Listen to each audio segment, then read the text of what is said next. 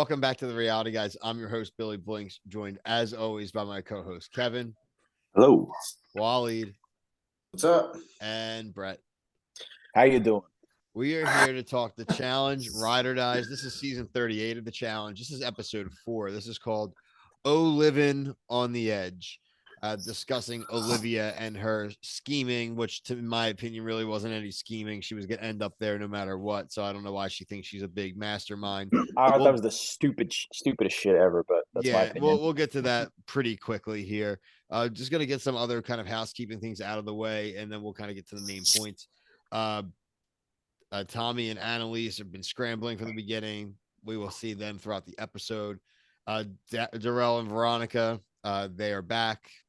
It's the last team entering, which we found out this episode. So we are just eliminating from this point down. The Rough Riders anthem played, which was dope. So big props to that as well. Even before Fessy and Colleen hooking up even more, messy Fessy. Tori and Jordan sharing a bed. So like Kevin said, they're probably going to end up back together. Yeah, that for sure. That blew my mind when the whole cuddling session, when Tori and Jordan jumped into bed together. I was like, are you seriously? I don't think you do that with your ex unless you're. No, but after their conversation last week, it's like it went well. I'm not surprised. They look like they still loved each other and wanted to maybe see where it went again. So the vibe I'm getting from that is like Jordan had the fight with her, broke up with her, whatever, and I think he assumed they were going to reconcile, and then she went and banged Fessy, and then that is what super spiraled the whole situation. Right now, they're both. I want Jordan to punch Fessy in the face very badly. He won't. But Fessy's tiptoeing. That would be a good fight. That'd be a good fight. It really would be. Fessy's big, but Jordan's scrappy as hell, man. Jordan would beat him. Yeah, Fessy would just show him college tape. Fessy would get scared. Yeah. Have you seen my highlights? Yeah, Fessy would get punched in the face and run. He would be like, dude, what the fuck? And Fessy would try to catch the punch like he catches passes and catches flags. Miss. Yeah. Fessy would go to Jordan and be like, I have better hands than you. Right, that's his whole thing. Yeah. And then he'd get eliminated because because one got got eliminated for pinky. yeah. That's a good point. Weekly challenge was hold on for me. This one was stupid. Which one was this? Hang on the pole, and then your teammate had to try to jump and pendulum you to the rope. I mean, to the flag. Literally, what? 2 teams made it total. I think two teams. There was Anissa and Jordan, and then that one rookie team. Yeah. The one, Nelson won. Nelson. Maybe it was 3. These teams were smart. If they wanted to have any chance at even accomplishing it and not DQing, the girls had to hang on the thing, and the guys, when they jump, their weight, they carry more momentum when they jump themselves. So the guys were supposed to all be the jumpers. But to be fair, I'm pretty sure Anissa hung. Anissa hung, to be fair, and she definitely weighs more than Jordan. Well, she was one who came up with that theory. No, it was Nerisse is the one that had a confessional about it, and she's with Nelson. And I think there was a few other guys that also jumped that maybe failed, but I mean Anissa, she didn't hang very long, and that's why she lost, and that's why Nelson won. Exactly, because Jordan did everything. He kept patting her on the back. She literally held onto the bar for probably 15 seconds, and then he just jumped and made it. I agree. No, I agree. What was funny is Nelson said he didn't want to win, and then he went and got himself a win because he didn't want to be in a bad position, and he just went and won. Congrats to Nelson. How many did they say? How many challenges that was? 43. Jesus Christ! They said something about 54th daily, so that was somewhere around 54. Okay. Oh my! That is ridiculous. I can't. Listening to him, I'm happy for him just because he's turned funny. A page with me, but he's just so dramatic with every word that comes out of his mouth. It's just so you didn't have to go sit down with Olivia and give her he's a motivational that's what they speaker. Do. I've been with this for 15 years now.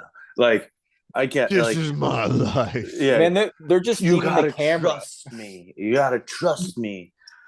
Well, they made fun of him last year after Corey got eliminated, and Nelson was just walking around. They're like, "We used to walk this path all the time." Kevin did that. I mean, when you I think that is just how he is. When you put the challenge on your LinkedIn, then that's what you have to do. Number one job. So this is where Olivia comes in and she says, "Hey, everyone knows we're banging, but I don't want you to get in trouble with the vet, so you have to throw me in," which she was going to do anyway because he literally just told her, "I'm going to throw you in." So the 4 teams are Olivia and Horacio, Colleen and Kim, who are in every week, Annalise and Tommy because they're rat snakes, and Veronica and Darrell. It makes sense. They just rolled in. I would throw them in too. Like they're not really hooked up with everybody as of yet. Yeah, but I liked how Olivia handled it though, because honestly, there's a lot of girls who would be emotional about it and take it personal. Right. She didn't take it personal, and she was like, you know what? I'm gonna make this a positive. I'm gonna turn into a positive. So yeah, it was her idea. It was her dumbass idea. Does anyone agree with Olivia on this? This is the stupidest shit I've ever heard. No, they know they're banging. They're trying to hide the line perfectly though.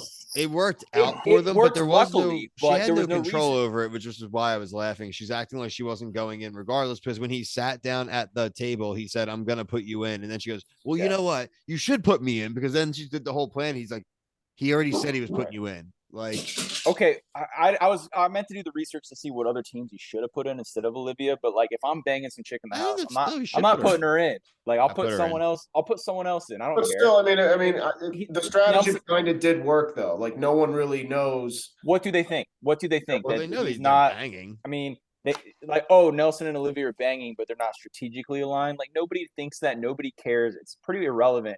He really just risked having his bang piece go home. Plus, she could have been I guess she'll still be aligned to him because she's stupid also.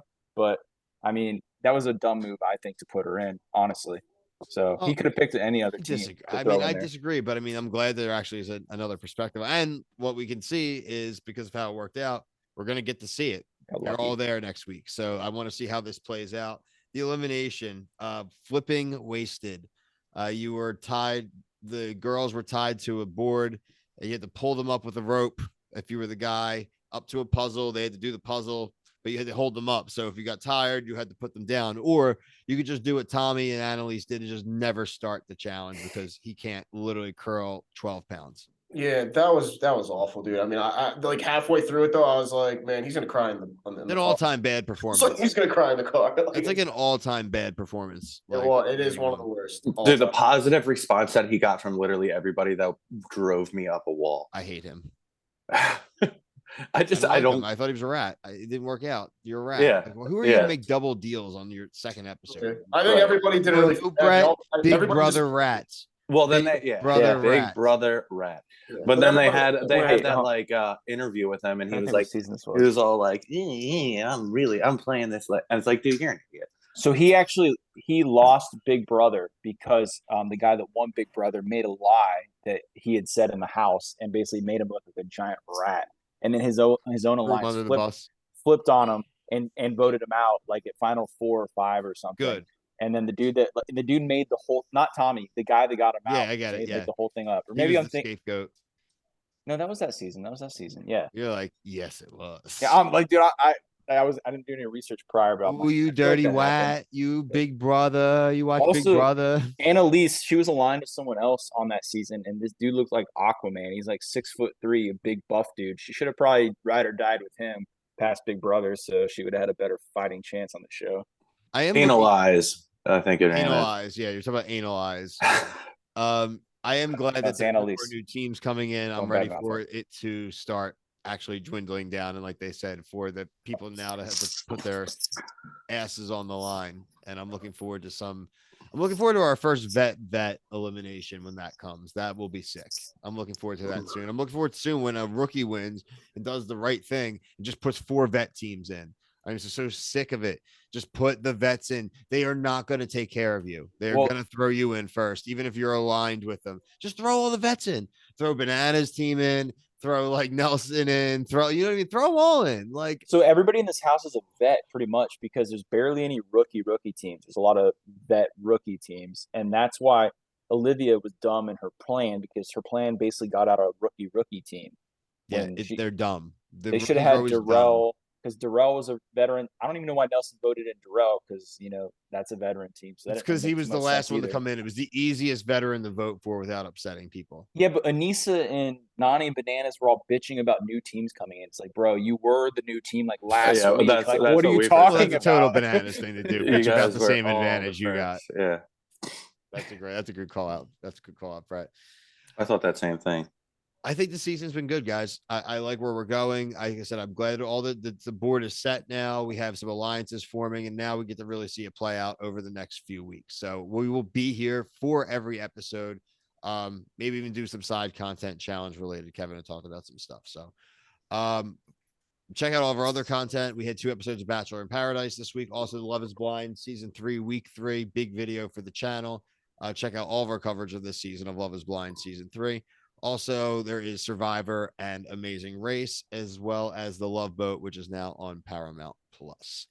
But for myself, Kevin, Brett, Waleed, thank you. Go Phils. Go Phils.